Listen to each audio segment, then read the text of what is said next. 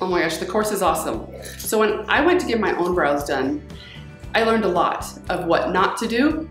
And so I wanted to go to a school that was more extensive, that was a few more days, because the one that was offered to me was 2 days and I didn't feel like that was gonna give me enough time.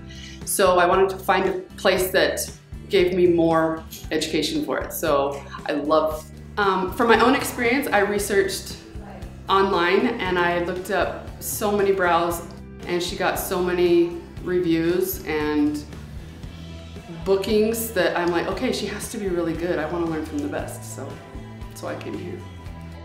Patty is like a kindred spirit, so it's fun to work with her. She's upbeat, energetic, and she's very positive. So it's a positive learning experience. It's not like I'm dreading coming here.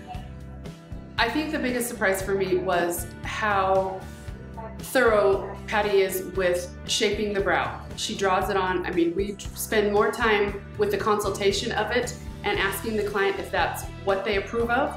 Whereas when I got my eyebrows done, she drew them on as I was laying down, and she wasn't as thorough. So I didn't get approved anything before it was started. So I really appreciate that she spends the time with you and she outlines what it's gonna be and you get to approve it or not.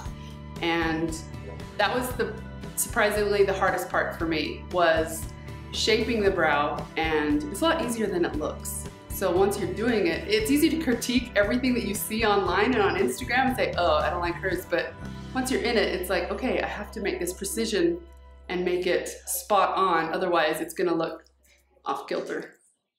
My name's Kristen Claridge, and I am 3D Brows.